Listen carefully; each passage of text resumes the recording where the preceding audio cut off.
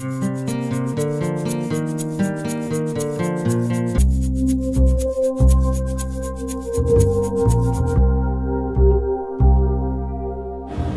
when are you due?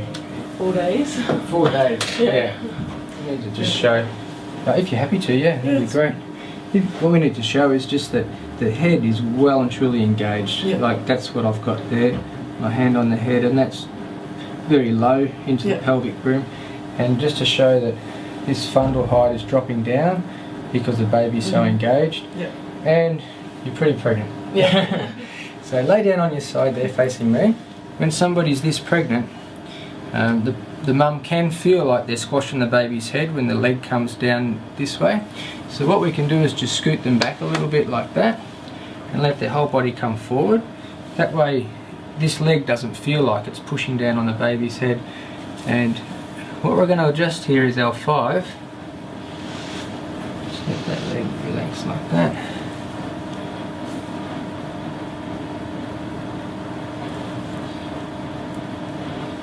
And we do the same thing, we just use the leg to get that into the right spot.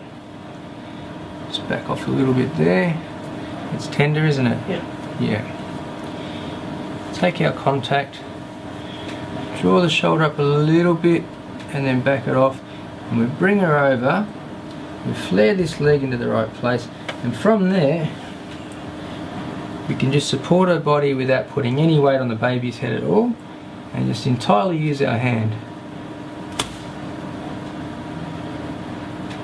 Good. Next we're going to adjust Natalie on a knee chest table. This was designed by Dr. Gonstead to allow the patient's abdomen to fall completely away with no resistance whatsoever.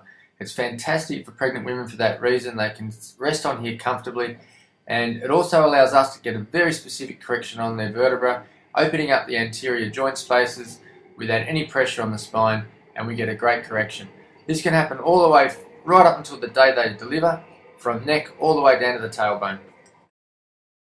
The reason this is so good for pregnant ladies is it allows the tummy just to drop out of the way, and just your own flexibility is the only thing that limits how much you can extend your back, so you just go to where you're comfortable.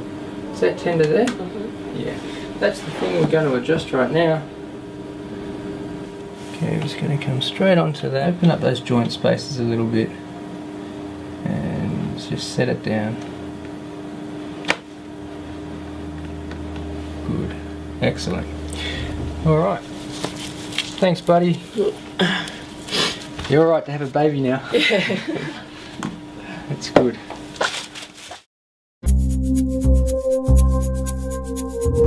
Saying he's had some colic. Yeah. And what have you noticed? Like he pinches his legs up. Yeah. He arches his back as well. And it's just like won't settle. Yeah. Yeah.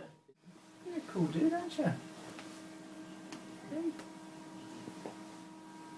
Just as a general thing, we just look in all the skin folds and we'll look, see that they all match up. You know, that relates to leg length and hip formation and things like that. But we also look for signs of, you know, food allergies and things like that, rashes under the arms and so on.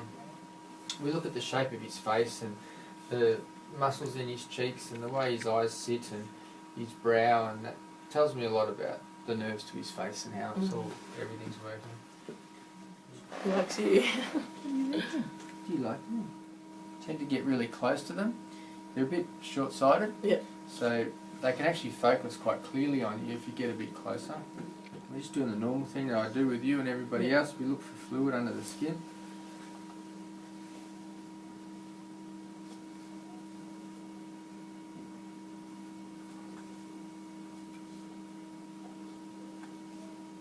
He's got a definite problem in here, it's very obvious. Like the problem with his back, would that be from labour? Most likely labour, or even the position that he was in your tummy. He's got a problem with his neck also. You can kind of pick it in terms of movement, but you can also pick it in terms by looking at the way that he lays and he sits. He always holds his head in one posture. Have you noticed that? Yeah. Sometimes just by watching the way their head naturally turns, it can give you an indication of what position neck's in. Mm.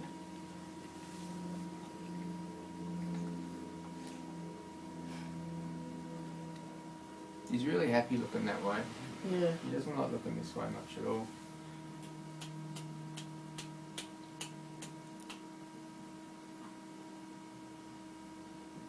Even when he does turn his head this way, he gets that frown on his face and see like that? Yeah. That frown. Yeah, he's quite happy going that way, but he just can't get his head around here at all, can he? Mm.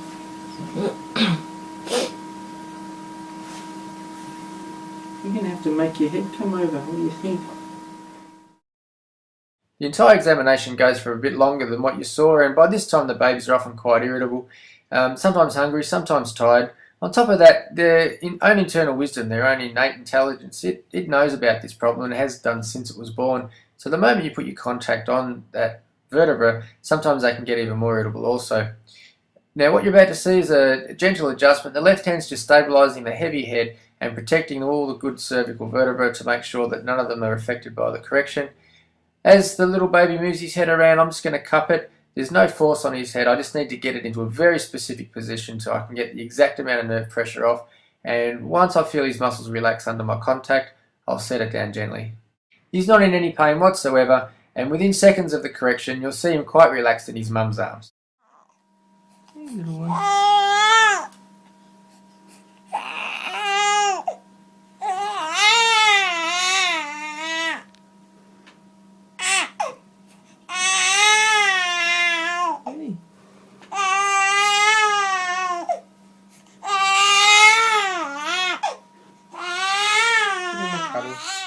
Yeah, just getting that bit of nerve pressure off, it's amazing. If you ever look here, these nerves from here, they come down and supply the heart and lungs, but they're a very strong nerve supply to the stomach and all the organs of the gut down to the large bowel.